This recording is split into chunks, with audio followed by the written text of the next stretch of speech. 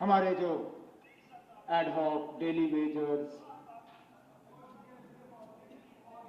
जिनको मैंने इससे पहले जब थोड़ी देर के लिए खड़े होकर कहा, मैंने कहा ना इनका एक सोशल इशू है, ह्यूमैनिटेरियन इशू है।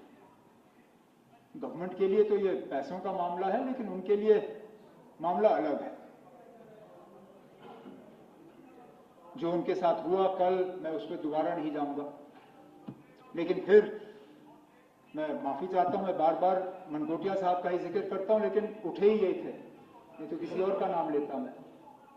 इन्होंने उठ के कहा कि ये नौबत आई क्यों। अच्छा किया आपने पूछा ना, ये नौबत आई क्यों। मैं भी जानना चाहता हूं ना नौबत क्यों आई, क्योंकि हमें आए हुए तो 4-4.5 महीने हो गए और बाहर रहे भी 10 साल हो गए ना। मैं मानता हूं हमने कुछ नहीं किया, मैं उसी बात पे आ रहा हूं। मैं मानता हूं ना हमने कुछ नहीं किया, इसीलिए तो हम हारे 2014 में। अगर किया होता, बदकिस्मती से हमारी बदकिस्मती, हमने तैयार किया था सारा निजाम इनको रेगुलराइज करने का। उस सैलाब में हम बह गए, उनका वो रेगुलराइजेशन भी बह गया। लेकिन चलिए, हमसे नहीं हुआ, मैं मानता हूं नहीं हुआ हमसे। सलाथिया साहब, श्यामलाल शर्मा साहब गवाह हैं, जानते हैं हमने कितनी तैयारी की थी।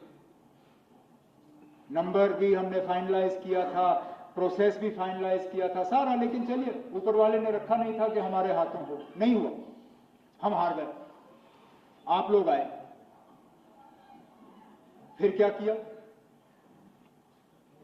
मैंने गहराई से इसमें जाने की कोशिश की कि आखिर किया क्या आप लोगों ने। फिर जब आपको मौका मिला, मैंने पुरानी बजट की स्पीचें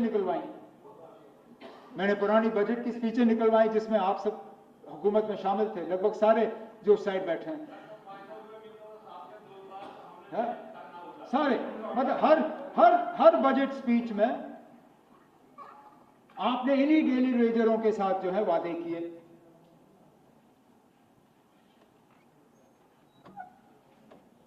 पहले बजट स्पीच में पैरा 173, 174, 175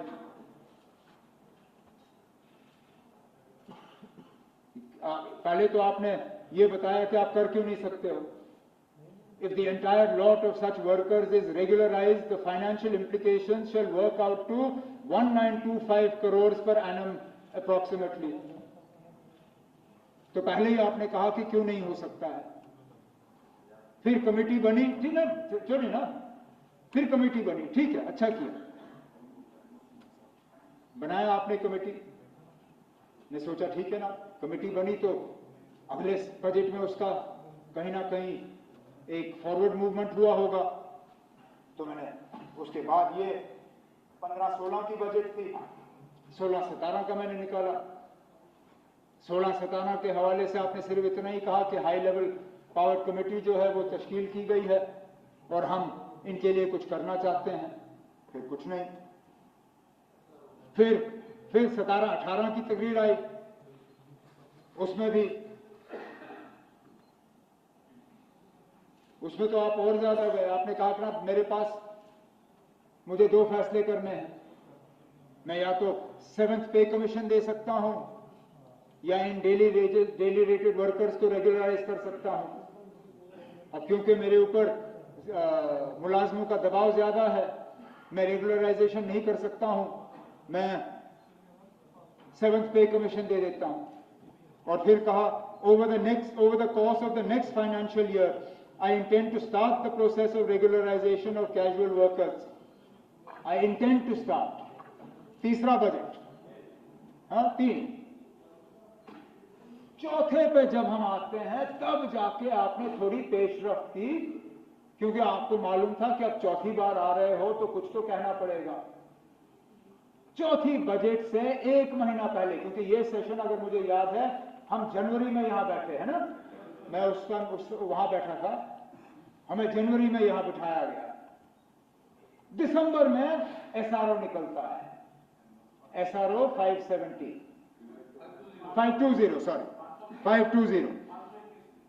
520। तो उस एसआरओ के हवाले से फिर बजट में बात आ जाती है as you are aware, the government has put into place a comprehensive policy, falana, and this policy seeks to address. The implementation will ensure sustainable livelihood for them. ही नहीं, गवर्नमेंट गई, उस SRO को आगे चलाना चाहिए था, गवर्नमेंट की policy थी, वहीं रखा, जहां पे आप लोग छोड़ गए वहीं रखा, और फिर ठीक 2 साल पहले J&K रीऑर्गेनाइजेशन एक्ट को सामने रखते हुए उस SRO को कैंसिल किया गया। उनके रेगुलराइजेशन का जो थोड़ा सा दरवाजा खोला हुआ था, उस दरवाजे को बंद किया। फिर आप पूछते हो ना, ये सड़क पे क्यों आए?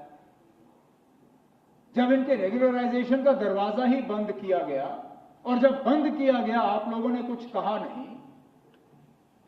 तो ये नौबत तो आनी ही थी।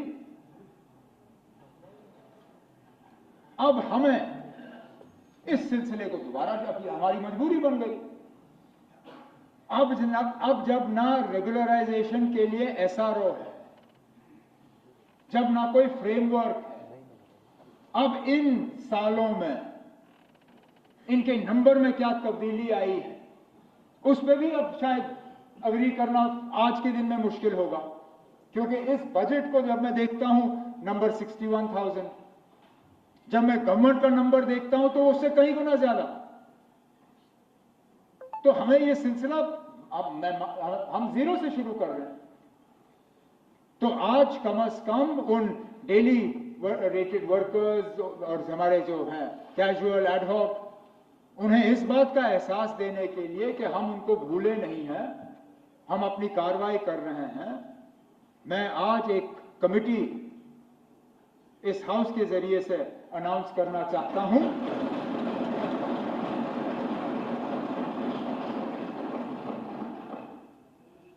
मैं इस बजट तकरीर के बाद उस पर बाज़ाब्ता ऑर्डर करके चीफ सेक्रेटरी साहब के जिम्मे रख के इस कमेटी में chief secretary, additional chief secretary in the chief minister's office, planning secretary, GAD secretary, law secretary, क्योंकि इसमें लॉ का भी एक बहुत बड़ा रोल बनता है सुप्रीम कोर्ट के जजमेंट के बाद। उन्हें 6 महीने का वक्त देके उनसे कहा जाएगा कि 6 महीने के अंदर अंदर बाज़ाब्ता एक फ्रेमवर्क तैयार करें। पहले नंबर तय करें, GAD के थ्रू नंबर तय करें कि कितने हैं, फिर लीगली और फाइनेंशियली इसके वो देखते कि किस तरह किया जा सकता है, एक रोड मैप तय करके, ताकि अगले बजट में इस हाउस के सामने मैं खड़े होकर आपसे ये कहूं कि ना ये तैयार है और ये हम करने जा रहे हैं।